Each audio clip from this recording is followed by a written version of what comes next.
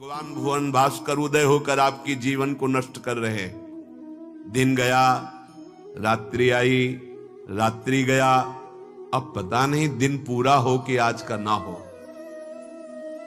सच्ची बात, बड़ा भयावह है ये मृत्यु लोक। ऐसी कल्पनाएं प्लानिंग हो रही कि लगता है अजर अमर हम हैं। आगे से आगे की 7 पीढ़ी सुख भोगते रहे, इतना व्यवस्था कर ले हम। 7 मिनट का भरोसा नहीं कि जिनके लिए हम 7 पीढ़ी की सोच रहे हैं वो 7 मिनट रहेंगे कि नहीं, या जिससे सोच रहे हैं ये रहेगा कि नहीं। बड़ा भयावह विषय। तुम्हें भय नहीं लग रहा? माया की तरफ से निर्भय हो, महाभय को प्राप्त हो जाओगे। भजन की तरफ वृत्ति जोड़ो, फिर निर्भय हो तो परमानंद को प्राप्त हो जाओगे। तरी जाती है आयु रात दिन, रसना प्रेम सहित कही हरि हरि हरि। राधा कानन शरण मना परी। मन से और तन से यदि वृंदावन का सेवन करने का सौभाग्य मिला है, तन से तो वृंदावन वास हो ही रहा है, पर मन से भी करो। कैसे होगा? तो बोले रसना हरि हरि, जिह्वा हरि हरि नाम, राधा राधा राधा, कृष्ण कृष्ण कृष्ण, ये रटना प्रारंभ करो। ना हाथ में माला है, ना मन में मंत्र चल रहा है, ना नाम चल रहा है, असंतुष्टता होती। किसके साथ तुम धोखा कर रहे हो? अपने साथ कर रहे हो। आज कोई टोकने वाला है, कल कोई टोकने वाला नहीं मिलेगा, कोई रोकने वाला नहीं मिलेगा। रौन देगी माया। विश्वास कीजिए, लाखों सर झुकाएंगे, लेकिन चूक जाओगे तो कोई तुम्हारा मुंह नहीं देखना चाहेगा। ध्यान रखना, ये संसार है। सही मार्ग पे चलोगे, भगवत भजन करोगे, बिस्तरे सब जग विमल कीरति, साधु संगति ना टरे। नहीं तो ठेका नहीं लिया संसार ने तुम्हें सर झुकाने का। अगर आज सर झुका रहा हो, नाम जप और सही ढंग से नहीं चलोगे तो कल तुम्हारा कोई चेहरा नहीं देखना चाहेगा। तुम्हारी छवि उठाकर नाली में फेंक दी जाएगी। ये संसार है। होश में। भगवान ने तुम्हें केवल विरक्त मार्ग, भगवत मार्ग दिया है भजन करने के लिए। रात दिन तुम्हारी आयु क्षीण हो रही, कमाई कर लो, जाना है प्रभु के पास। यहां की प्लानिंग है केवल धर्म पूर्ति के लिए सोचो, भगवत प्रसन्नता के लिए सोचो। मान जाओ मेरी बात। नहीं, बहुत बहुत इतिहास साक्षी हैं, बस प्लानिंगें ही चलती रहती। मन की मन में ही रह गई, कुछ कर नहीं पाए, और जो मन में रह गई वो आगे जन्म के विस्तार कर दिया।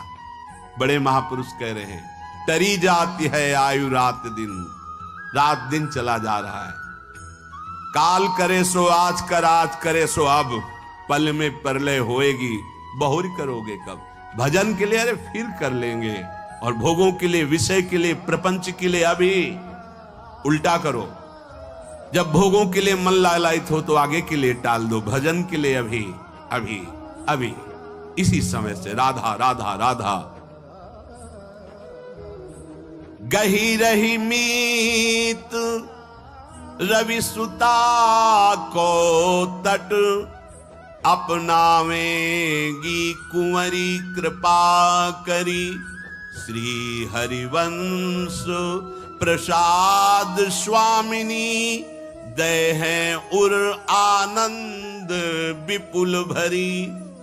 अरे मित्र, तुम परम पावन यमुना के पुलिन पर आ गए हो तो बैठ करके खूब नाम जप करो, नाम कीर्तन करो, प्रभु की लीला गायन करो, तो कुंवरी किशोरी जी ये देख करके तुम्हें अपना लेंगी।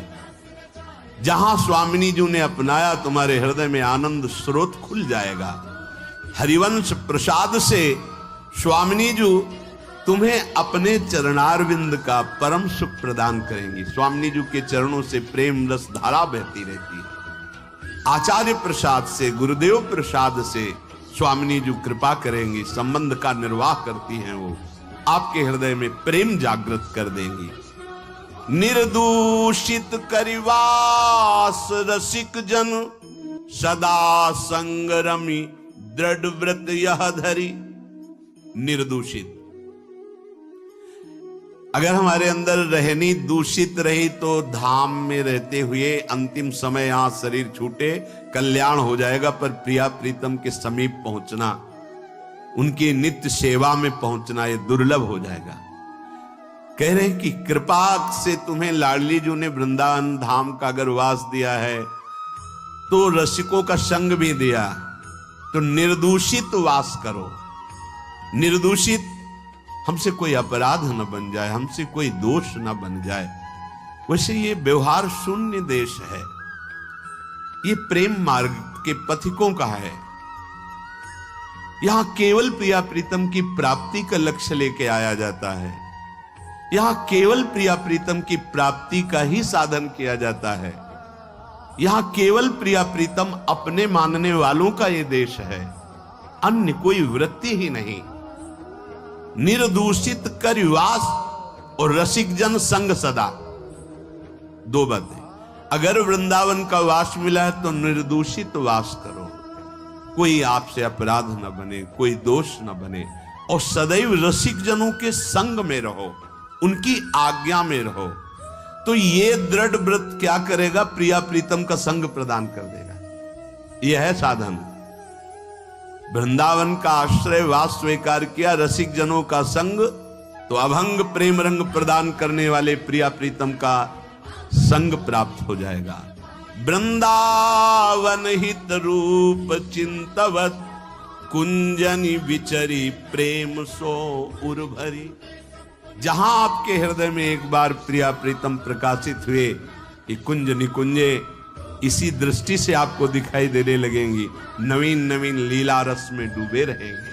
पर निर्दूषित कर वास रसिक जन, रसिक जनों का संग, तो फिर दुष्संग का त्याग, दुष्संग ना होने पाएगा। कल देवर्षि नारद जी के भक्ति सूत्र में दुष्संगः सर्वथैव त्याज्यः, सर्वथैव त्याज्यः, दुष्संग की पहचान तो कह रहे हैं जो शिष्णोदर परायण है, रसेंद्री के अच्छे अच्छे पदार्थ खाने के लिए जबान ललचाती, जनेंद्री भोग के लिए हर समय बावरे बने रहते हैं।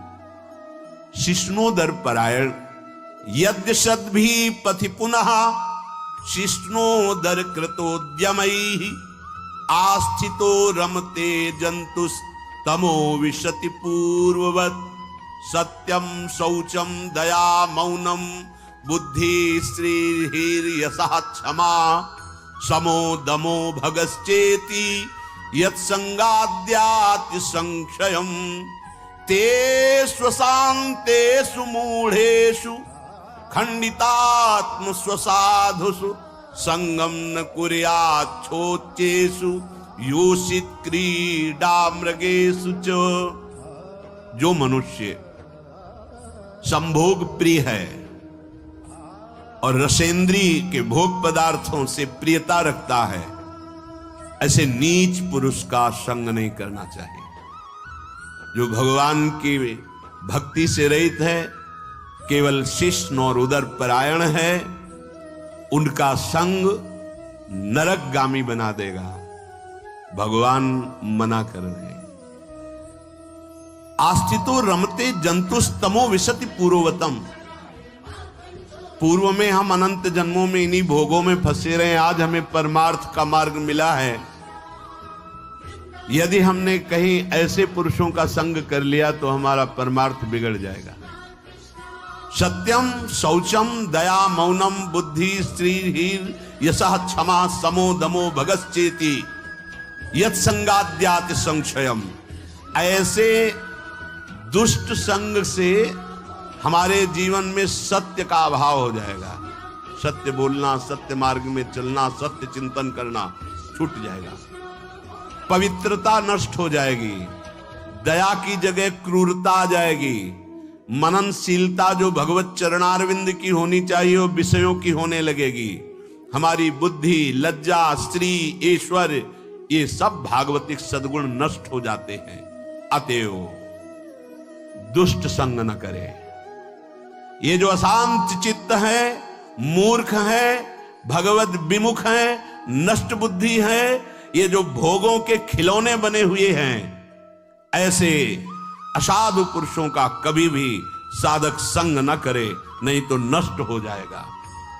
दुष्संग का त्याग प्रत्येक साधक को बड़ी सावधानी पूर्वक करना चाहिए। भगवत प्रेम या मोक्ष पदवी जो भी चाहिए वो तभी मिलेगा जब कुसंग का त्याग हो जाए। भगवान श्री रामचंद्र जी ने तो विभीषण जी से कहा कि बरु भल बास नरक कर ताता, दुष्ट संग जन देई विधाता। भगवान चाहे तो नरक का बास दे दे, अच्छा है, पर दुष्ट का संग ना मिले। नरक का बास क्यों अच्छा है? क्योंकि नरक भोगने से पाप नष्ट हो जाएंगे, हृदय पवित्र होगा, पर दुष्ट संग से हृदय में पाप बढ़ जाएंगे और अपवित्रता बढ़ जाएगी।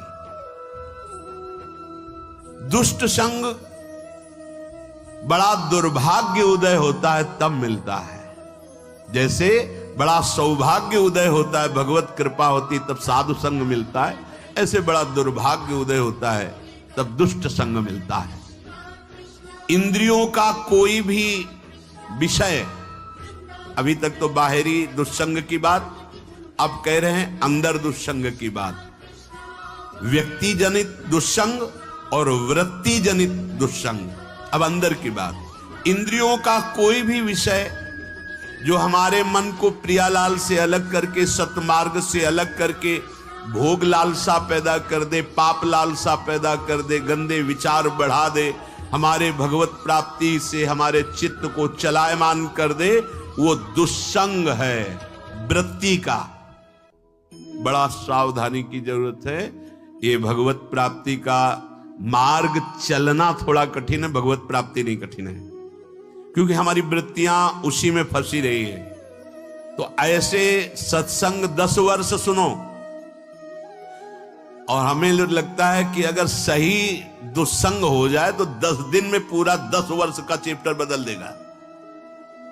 तो 10 वर्ष का सत्संग काम उतना नहीं किया, क्योंकि 10,000 जन्मों से हम दुस्संग में ही रहे हैं। तो जहां दुस्संग मिला तो मन राजी हो जाता है, यार बहुत जल चुके, 10 वर्ष हो गए। भगवत प्राप्ति के मार्ग से हमारे चित्त को चलायमान कर देने वाला दुस्संग हमारे पास भेजा जाएगा। बात समझना, माया ऐसे पार्षदों को भेजेगी।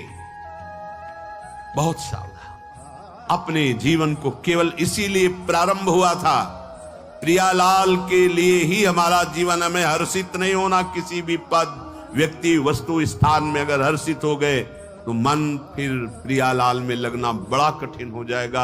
ये बालू का बांध है, एक बार फूटा तो दोबारा बनाना बड़ा मुश्किल है। सावधान। हमें ना कोई ऐसी चेतन वस्तु या जड़ वस्तु का दृश्य देखना है जो हमारे अंदर भोग वासना पैदा कर दे। जड़ के देखने से भी होता है क्या? हाँ, चित्र जड़ ही तो है।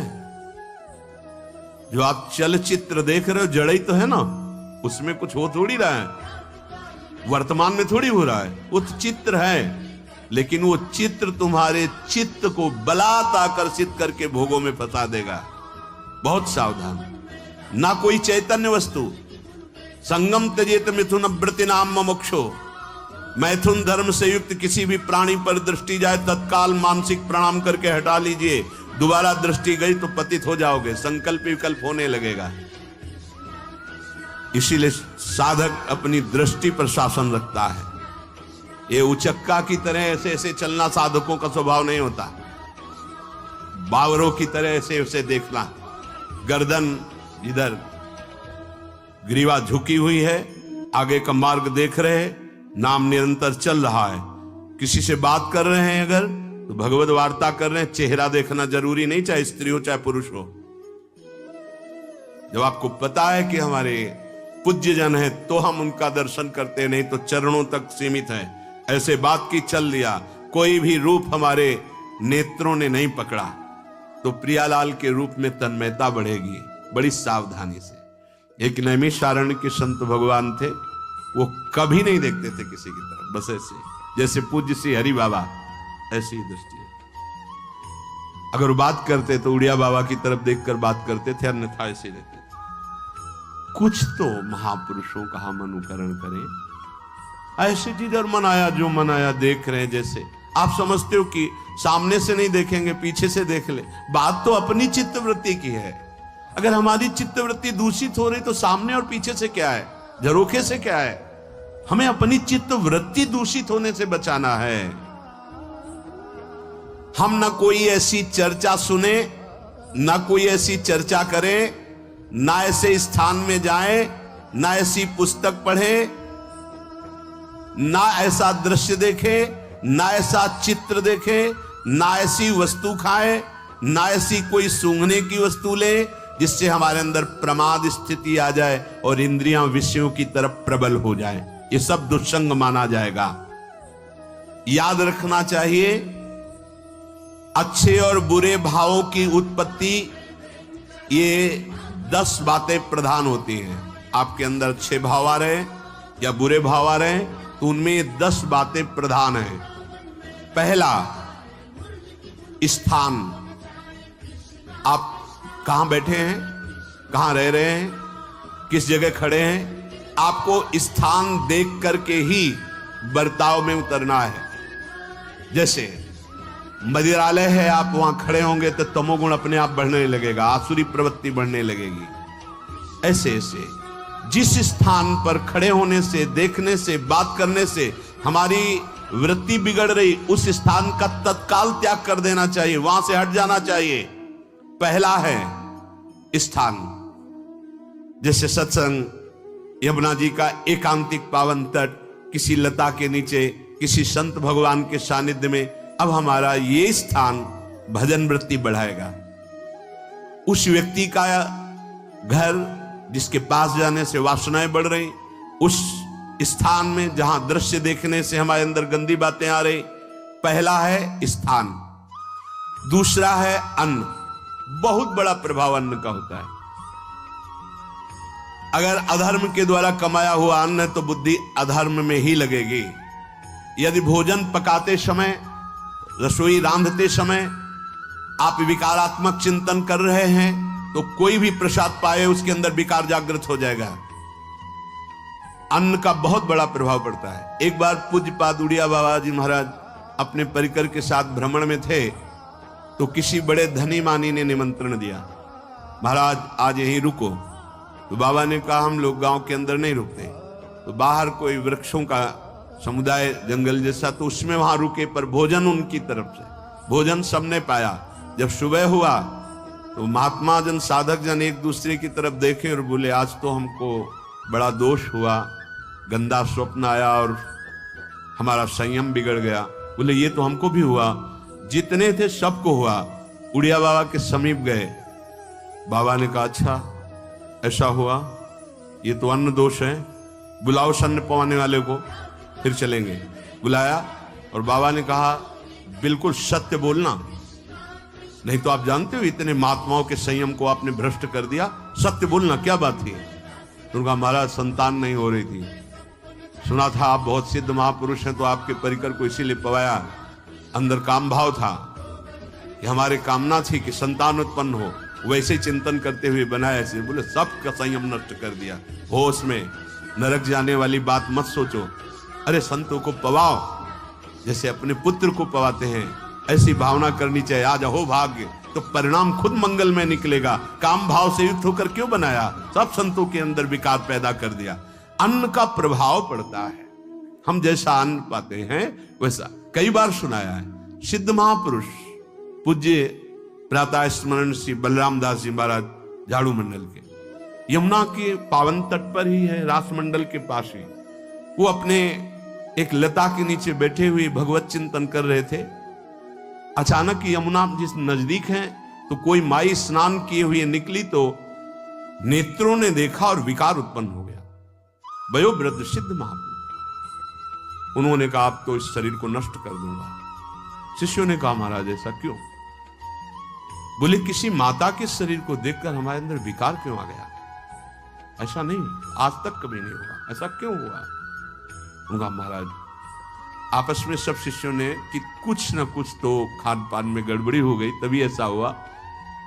बाबा आज परिक्रमा करते हैं वृंदावन की, बाद में आप जो आदेश करेंगे जैसा करेंगे, पहले परिक्रमा। वृंदावन की परिक्रमा का बहुत बड़ा प्रभाव है। जब कभी मन आपका ऐसा विक्षिप्त हो, परेशान हो, तत्काल परिक्रमा प्रारंभ कर देना नाम जप करते हुए। आप देखना परिक्रमा पूरी होते होते शांति हो जाएगी। बाबा ने खूब नाम कीर्तन करते हुए शिष्यों के साथ परिक्रमा दी, मन का विकार शांत हो गया।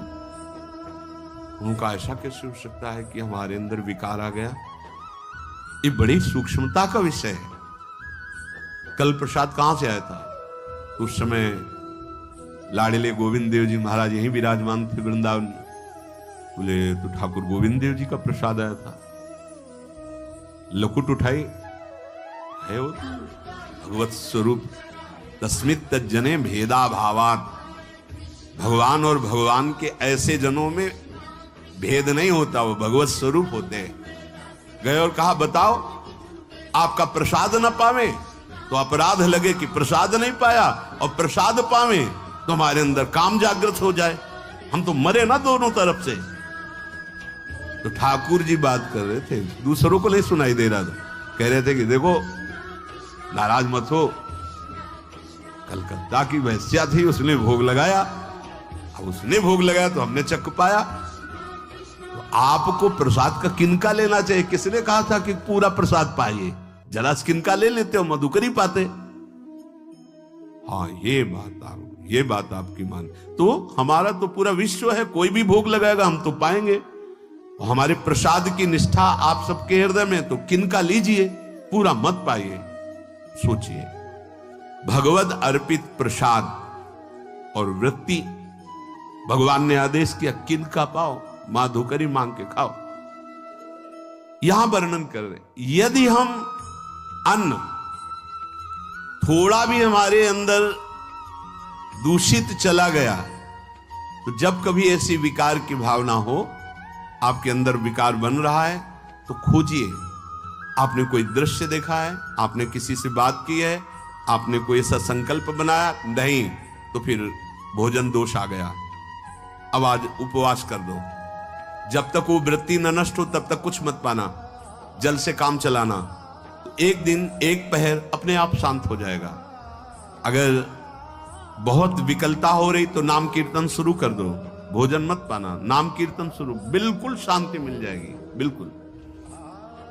और ये तो उदाहरण महापुरुष इसलिए देते कि हम सावधान रहें। हमारे अच्छे भाव या बुरे भाव में ये 10 बातें बहुत प्रभाव डालती हैं। पहला स्थान, दूसरा अन्न, और तीसरा जल। पानी भी बहुत संभाल के। नहीं, आजकल तो देखो प्रायः ऐसे दांत से प्लास्टिक नोचेंगे, ऐसे पानी पिएंगे, कब भरी गई, कहां भरी गई, कैसा पानी। बड़ा देखो कैसा हमारे भजन साधन के लिए विक्षेप पैदा होता चला जा रहा है। पहले सुंदर सरोवरों का जल, मतलब 15 वर्ष तो गंगा जल ही केवल पिया है, जो आकाशवृत्ति से मिला नहीं, गंगा जल ही पिया है। कुआं का जल, फिर आया हैंडपैप का जल, अपवित्र होने लगा। हैंडपैप में जो वाशर, अगर वो कहीं चमड़े का पड़ा हुआ है तो अपवित्र जल हो गया। अब हैंडपैप का भी अंतर ध्यान स्वरूप हो गया, अब तो नहीं दिखाई देता। अब रह गया है मोटर से निकले और फिल्टर में जाए, वो मशीन जो फिल्टर करती है पानी को, आरओ, उससे। अब वो जिनके पास है तो है, नहीं तो परिक्रमा लगाया हो, आपको पानी पीने को नहीं मिलेगा। देखो कैसा समय आ गया। भोजन, पहले कोई दगाबाजी भोजन में तो नहीं करता था। गांव में जब जिसके यहां दूध बेचा जाता था ना, उसको बहुत लघु दृष्टि से देखा है, गाय माए एक बराबर होती है, ये दूध बेचता है। 10-5 किलो मठा तो आप ऐसे मांग के ले सकते थे, अगर अड़ोस पड़ोस में वो मठा मिल जाएगा। जब कोई उत्सव होता, फ्री दूध 100, 200, 500 किलो पूरे गांव के सब दे देते, कोई ऐसे बेचता था। अब दूध नहीं, जब बूढ़े लोग बैठते थे कहते थे पानी बिकेगा आगे चल के। आज पानी बिक रहा है, नहीं बिक रहा, पानी बिक रहा है। हमें लगता है सबको ही पैसे से ही पानी है, वो बोतलें नीली नीली नहीं, इतनी बड़ी बड़ी बिकती, उन्हीं से पानी पिया जा रहा है। आगे और समय जल का प्रभाव पड़ता है। जैसे हम गंगा जल पीते थे, सही कहते हैं, कई कई दिन जब भोजन नहीं मिलता तो पूरी पौष्टिकता गंगा जल से मिलती थी। गंगा माता के जल से ऐसा लगता था मानो हम परम पावन अमृत पान कर रहे हैं, सारी पौष्टिकता मिलती थी। कुएं का जल अपने आप में पौष्टिकता से युक्त होता है, जो हमें चाहिए। आज देखो जल की समस्या हो गई, पवित्र जल पीने के लिए हम तरस रहे हैं। कहां है जल और कैसे मिलेगा जल? या तो आप पैसे वाले हो तो आप खरीद करके पीजिए, नहीं तो अब वो जल नहीं रह गया कि कुएं से निकाला पी लिया या सरोवर से पी लिया। कैसा दुर्भाग्य है। जल का बहुत बड़ा योग है साधना में। जैसे स्थान का तो परम पावन वृंदावन धाम, अन्न का तो अब हम भगवत प्रसाद पाते हैं। जल का बहुत बड़ा योग है। आज दूषित होता चला जा रहा है, क्योंकि अब हाथ की बात नहीं रह गई है कि आप सुंदर कुआं से जल लें या सरोवर से जल लें या आप नदी से जल लें। स्वामी जी के लिए लिखा हुआ है कि रोज यमुना स्नान और रोज यमुना जल ही पान। हमारे वृंदावन के समस्त भगवत स्वरूपों का स्नान यमुना जल से ही होता था, हो रहा है और होता ही रहेगा। बिहारी जी के लिए आज भी कलश में भरकर यमुना जल ही जाता है। वो कपड़ा से ऐसे ढक के जब हम 2 बजे परिक्रमा देते थे तो एक महाभागवत है, वो किसी को छूते नहीं, दूर से कहते छूना मत, बिहारी जी के लिए जल जा रहा है स्नान के लिए बिहारी जी का। फिर चौथा है आपका परिकर, जहां पर रह रहे हैं वो समुदाय, चाहे परिवार हो या आप समुदाय, वो कैसा है? रजोगुणी है, तमोगुणी है, सतोगुणी है या त्रिगुणातीत भागवतिक है, उसका प्रभाव पड़ेगा। पांचवा है आपका पड़ोस, आसपास वाले घर, जैसा है वैसा प्रभाव पड़ेगा आपके ऊपर। पड़ोस निंदनीय है तो बंधन से युक्त होना पड़ेगा। लंका के पड़ोस में रहने के कारण अगाध महिमा वाले समुद्र को बांध दिया गया। रघुनाथ जी ने पुल बांधा और दंड देने के लिए तैयार हो गए थे सरकार, अग्निबाण संधान कर लिया था। पड़ोस के कारण ही तो ना, पड़ोसी रावण था। इसीलिए आस पड़ोस का बड़ा प्रभाव पड़ता है। फिर अगला है दृश्य। इस पे बहुत सावधानी की जरूरत है। ये मोबाइल भगवान चल गए हैं, बहुत विस्तार से चल गए हैं। अब कोई छोटा मोबाइल रखना नहीं चाहता, सब वो स्क्रीन वाला रखना चाहते, टच मोबाइल। दृश्य से बचो। बच्चों, जवानों, बूढ़ों, सबकी वृत्ति जो माया आकर्षित करती, जो दृश्य हम देखने के लिए अंदर से उल्लसित है, वो मोबाइल में सब है, चाहे भागवतिक और चाहे सांसारिक। तो भाई देख लो, गुण दोष में संसार है। अगर आप दोष ग्रहण करना चाहते हो तो दोष ले लो, गुण तो गुण। बहुत बहुत खतरनाक विषय है और बहुत लाभदायक विषय है। किसी संत की वाणी एक बार समझ में नहीं आई, अगर हम 10 बार सुने तो समझ में आ जाएगी। ये लाभदायक है। कभी कोई किसी से बात करनी, पहले जाए तो पोस्ट कार्ड चलते थे, एक कार्ड, वो 15 पैसे का इतना बड़ा वाला आता था, 25 पैसे का बंद वाला लिफाफे में आता था, नीले नीले कागज का 15 पैसे वाला कार्ड। उसमें चिट्ठी जाती थी महीनों में। कभी यहां 1 मिनट में अमेरिका से बात कर लो, कितनी बढ़िया बात हो गई। उसका दुरुपयोग ना करो। अब हमारी इतनी चंचल वृत्ति है कि दुरुपयोग करने के लिए उत्साह बढ़ जाता है। बोले अब सब काम हो गया है, अब हम एकांत सेवन कर रहे हैं, अंदर से सिटकिनी बंद और मोबाइल भगवान का संग शुरू। 2-4 मिनट सत्संग और अच्छे दृश्य देखे, फिर बगले में वहां सब होता है कि आप बस उसको ऑन कीजिए, फिर जो मनोरंजन शुरू होता है, फिर उपासक मिटिया मेट हो जाता है। ये बहुत सावधानी की बात कह रहे हैं। वैसे हमें लगता है यदि आपको इस बड़े कार्य वाले ना हो तो छोटा मोबाइल रखे तो अच्छा रहता है। तो इसलिए ये एक ऐसा कलयुग भगवान ने रचा है कि बचा पाना बड़ा मुश्किल है। इससे वृत्ति को बचाओ, जो बचा ले गया वो आगे साधना कर सकता है। बहुत सावधान बच्चों। हमें लगता है यदि आपका मन चंचल हो, आपके शासन में ना हो, तो स्क्रीन वाला मोबाइल वो अपने माता पिता को दे देना चाहिए। और हम कहते रखो, छोटा वाला रखो, कभी कोई आपत्ति विपत्ति या सूचना देनी हो, बढ़िया काम करता है। जरूरी नहीं है इतना बड़ा लेके चलना। हाँ, अगर आपको बहुत राजकीय विभाग के कार्य हैं तो बात अलग है कि कौन सी सामान कहाँ कैसे, तो वहां से वीडियो भेज रहा है, वो चेक कर रहा है, यस हाँ ठीक है अब चलाओ। अपने को क्या काम है? सत्संग अगर सुनना है तो सत्संग सुनने के अलग यंत्र आते हैं, चला दो उसमें। वो इतनी बड़ी लगती है उसमें चिप, पेन ड्राइव ऐसे लगा दो और सत्संग सुनो। जरूरी वो दृश्य वाला रखो। यहां कह रहे दृश्य, अगर गलत दृश्य देखा तो बावरे बन जाओगे और अच्छा दृश्य देखा तो भगवान के मार्ग के पथिक बनोगे। तो देखो, अच्छे दृश्य में भी दोष दर्शन की वृत्ति की गुंजाइश है। जैसे कोई लीला हो रही है, लीला के पात्र, जैसे हमारे ब्रजमंडल में रास लीला होती थी, ऐसे 12 वर्ष 13 वर्ष के लीला पात्र, सब नव किशोर, जहां भाव ही बने रोते रहो। अब वहां बड़े बड़े लीला पात्र हैं, अगर हमारी भावना शासन में नहीं है तो वहां हम अंग प्रत्यंग के दर्शन से हमारी हाव भाव वहां जो हो रहा है उससे हमारी वृत्तियां बिगड़ जाएं। जब छोटे छोटे लाडली लाल परस्पर खेलते हैं तो केवल आशीर्वाद देने को, रोने का मन होता है। अगर आप लीला भी देख रहे हैं तो बहुत सावधानी की जरूरत है, क्योंकि वो चिदानंद शरीर नहीं है, पंच भौतिक शरीर हो। हमारी दृष्टि पंचभूत में लगी हुई है। नाम जप करो, लीला गायन करो, फिर देखो जो लीला है, यही जीवन का परम सुख मिलेगा। सच्ची मान लीजिए। बस हम बार बार ये कहते हैं, मोबाइल का सदुपयोग कीजिए, दुरुपयोग नहीं। मोबाइल बुरा नहीं, उसका प्रयोग बुरा है।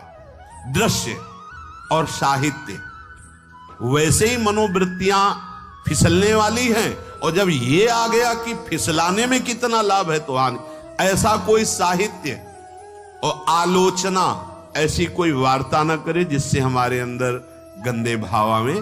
यदि अच्छी चर्चा करते तो अच्छे भाव आते। देखो, अभी ऐसी कोई भावुक चर्चा होने लगे तो सबका हृदय द्रवित हो जाएगा, और गंदी चर्चा हो तो हमारा हृदय विकार युक्त हो जाएगा। और कार्य, आप जो कार्य करते हैं उसका प्रभाव आपके मन के ऊपर पड़ता है। और उपासना, आप उपासना भोगों की करते हैं या योग की करते हैं? ये 10 से भाव बनते हैं और 10 से भाव बिगड़ते हैं। स्थान, अन्न, जल, परिवार, अड़ोस पड़ोस, दृश्य, साहित्य, आलोचना, आजीविका का कार्य और उपासना। यदि ये भागवतिक हुए तो आपके अंदर भगवत भाव बढ़ेगा, और यदि ये रजोगुणी तमोगुणी हुए तो आपके अंदर आसुरी भाव बढ़ेगा। इन 10 से सावधानी पूर्वक व्यवहार होना चाहिए। जैसे आस पड़ोस में है तो बड़ी सुविधा है, यहां कोई किसी से मतलब नहीं रखता। बगल वाला कौन रह रहा, किसी से मतलब, ये बढ़िया है। ज्यादातर गांव में होता है। अपने यहां ये अच्छा है कि जैसे आप अपने कमरे में गए, किसी से कोई मतलब नहीं है। वैसे ऐसा ही जीवन रखना चाहिए। अड़ोस पर ये ज्यादा जो व्यवहार मित्रता बढ़ाने वाला विषय, ये धाम में नहीं है। वृंदावन में ऐसा नहीं व्यवहार रखना चाहिए। आपके पड़ोस में कौन रख रहा है आपका परिचय नहीं होना चाहिए, कौन कौन रह रहा है आपकी जानकारी नहीं होनी चाहिए। नजर नीची की, अपने कुटिया में गए, अपने ठाकुर जी से मतलब, अपने भजन से मतलब। ना पड़ोसी को कुछ देना चाहिए ना लेना चाहिए।